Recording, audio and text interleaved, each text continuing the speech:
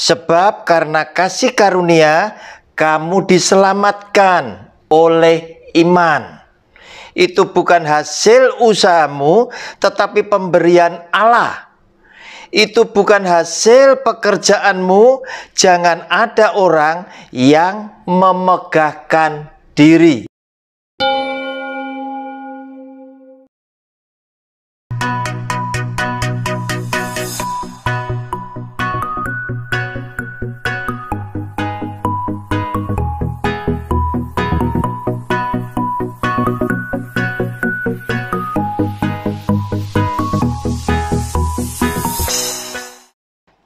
Shalom, jumpa kembali dengan channel pribadi saya lewat program Sabar Selidiki Alkitab bersama Roni Suwono.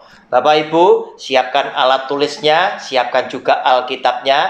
Kita memasuki video yang kedua dari judul besar Hari Tua yang Menakutkan, di mana kita akan berbincang-bincang bagaimana mengatasi ketakutan. Karena memang kita mau fokuskan kepada orang-orang tua yang di masa usia lanjutnya mereka hidup berdua tanpa disertai oleh anak-anak, oleh menantu dan cucu cicit keturunan mereka. Kenapa mereka mengambil keputusan yang demikian? Kita tahu di antara hidup saudara dan saya dan semua orang memiliki aneka ragam perbedaan yang luar biasa. Ada begitu banyak alasan kenapa orang tua harus mengambil sikap yang demikian.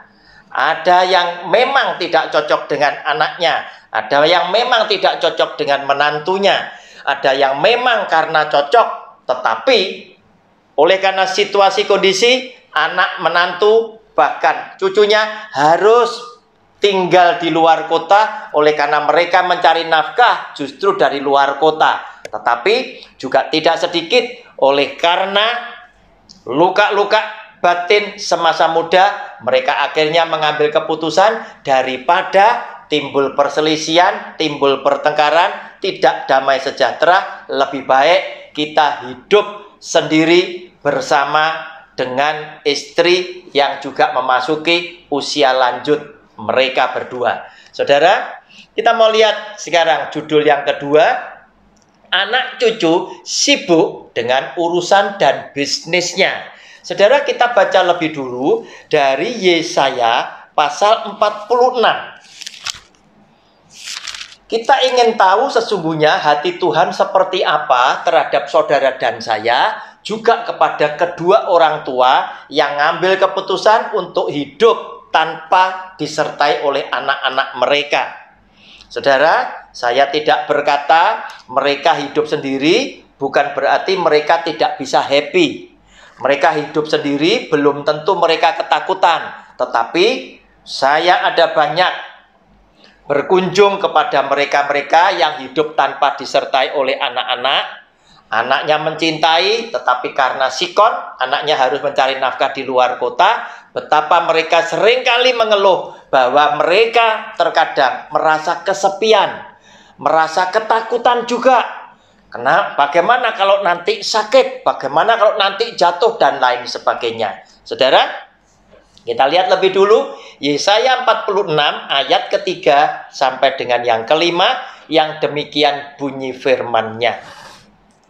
Dengarkanlah aku, hai kaum keturunan Yakub, hai semua orang yang masih tinggal dari keturunan Israel, hai orang-orang yang kudukung sejak dari kandungan, hai orang-orang yang kujunjung sejak dari rahim. Sampai masa tuamu aku tetap dia, dan sampai masa putih rambutmu aku menggendong kamu. Aku telah melakukannya dan mau menanggung kamu terus. Aku mau memikul kamu dan menyelamatkan kamu. Kepada siapakah kamu hendak menyamakan aku, hendak membandingkan dan mengumpamakan aku, sehingga kami sama. Saudara, bicara tentang firman Tuhan ini sesungguhnya bicara tentang umat atau bangsa Israel, yaitu bangsa yang oleh Tuhan dipilih sebagai umat pilihannya Dia. Tetapi kita tahu siapakah bangsa Israel adalah bangsa yang seringkali oleh karena kebebalan hati mereka melanggar perintah Tuhan dan mendukakan hati Tuhan. Itulah Israel. Tetapi kasih setia Tuhan itu tidak pernah beranjak dari Israel. Kasih setia Tuhan tidak pernah beranjak daripada saudara dan saya, termasuk orang tua yang mengambil keputusan di masa tuanya hidup sendiri, mereka berdua. Tuhan ternyata dengan Israel yang seringkali melakukan perbuatan dosa dan mendukakan hatinya, dia tetap adalah Tuhan yang menunjukkan kasih sayang yang luar biasa. Bahkan dia katakan, orang-orang yang kudukung sejak dari kandungan, hai orang-orang yang kujunjung sejak dari rahim, bahkan sampai masa tuamu, masa putih rambutmu, aku Tuhan tetap mau menggendong engkau, tetap mau mendukung kamu. Inilah Tuhan yang mengasihi bangsa Israel, yang mengasihi saudara dan saya. Sehingga kita berkesimpulan, walaupun kita pernah memiliki dosa di masa yang lalu, pernah menabur benih yang tidak berkenan di hati Tuhan, hingga hari ini aku harus menerima buah yang harus aku jalani sebagai konsekuensi, harga yang mesti aku bayar.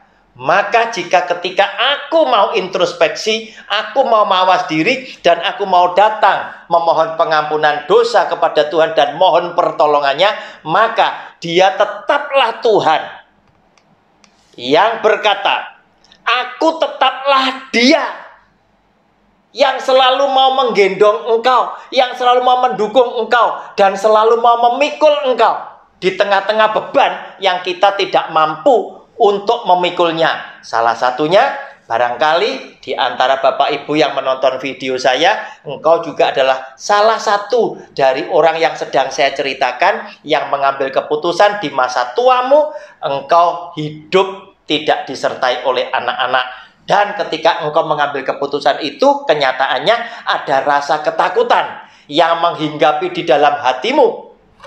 Salah satunya adalah, kenapa Tuhan aku harus menerima kenyataan yang seperti ini? Anakku yang dulu aku kasih ternyata bukan anak yang bisa mencintai aku di masa kami berdua memasuki usia lanjut kami. Saudara, orang-orang milenial, generasi anak-anak kita adalah orang-orang yang memang mereka punya sifat dan karakter berbeda dengan saudara dan saya. Kita ini diajar, dididik, mencintai kedua orang tua, dan kita suka melakukan.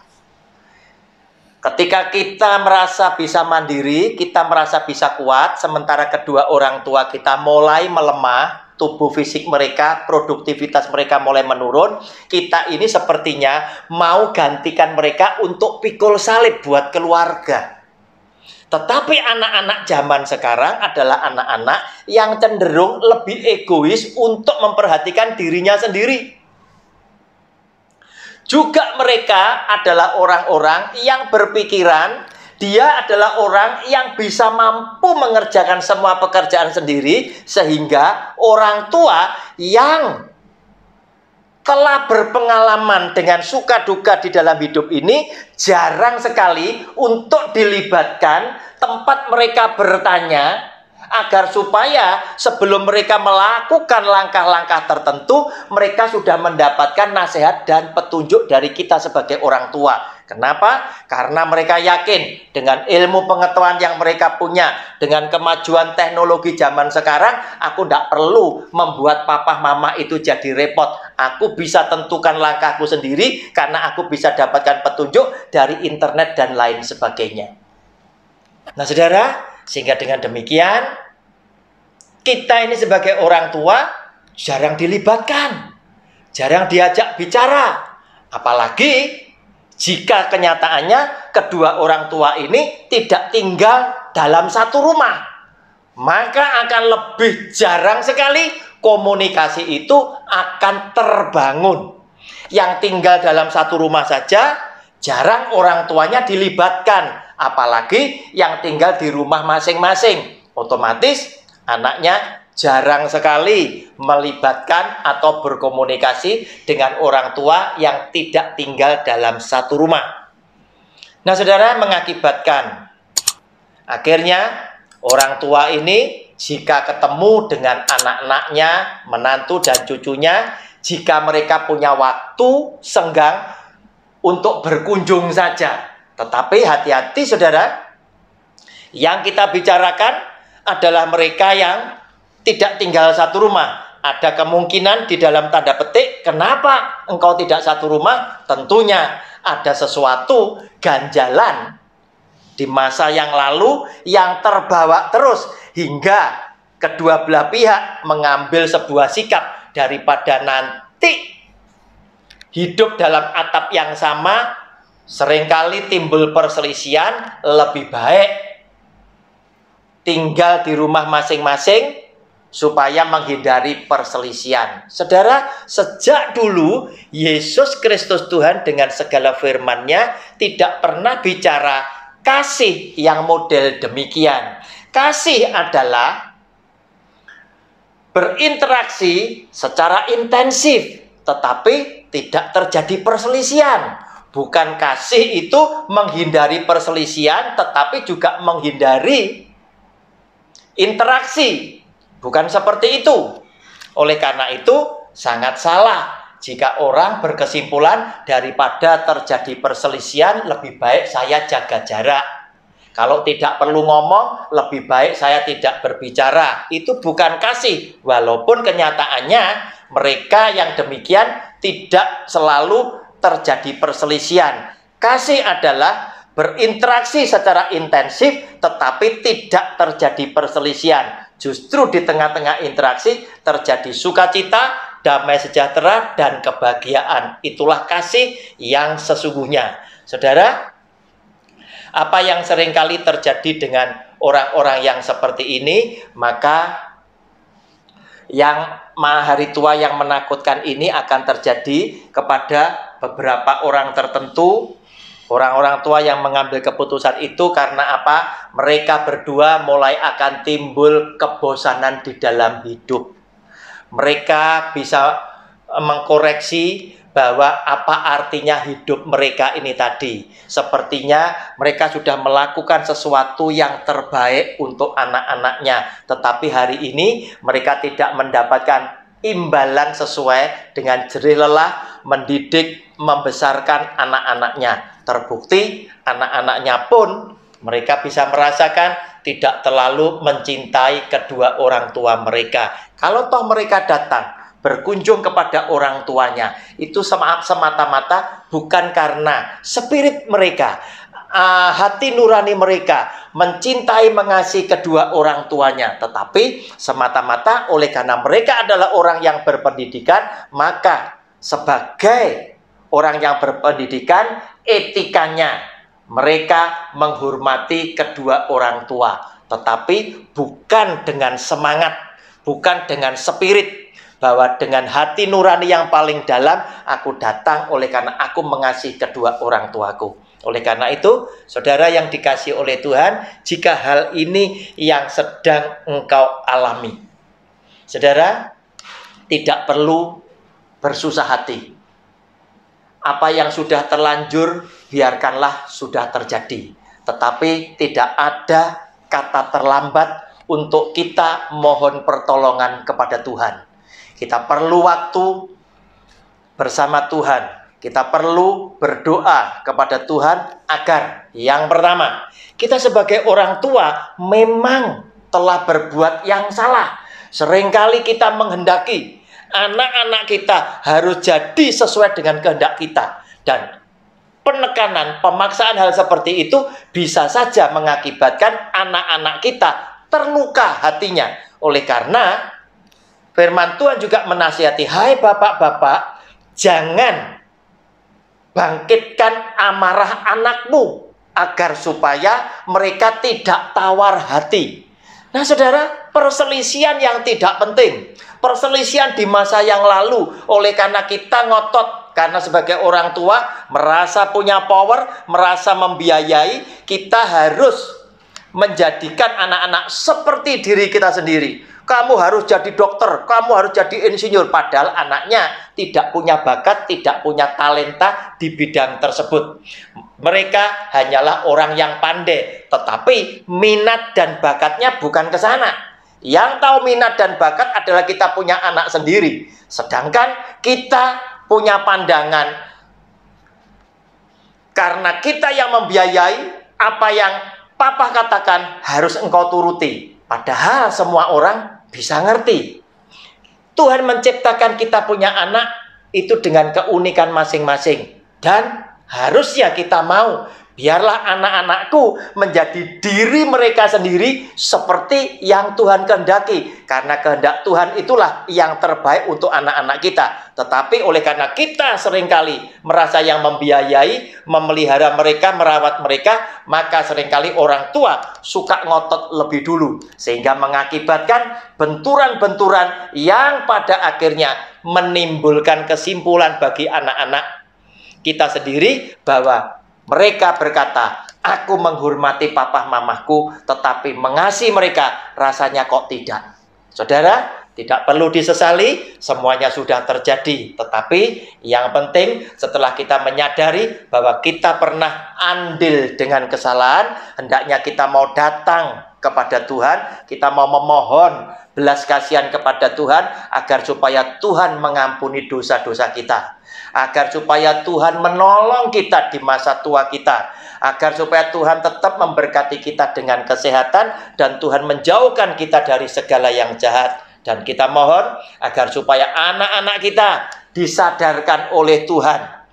Mereka mengetahui juga bahwa apa yang mereka lakukan adalah sesuatu kesalahan di dalam kehidupan mereka. Oleh karena apa? Oleh karena Tuhan sejak awal berkata, hormatilah ayahmu dan ibumu, titik.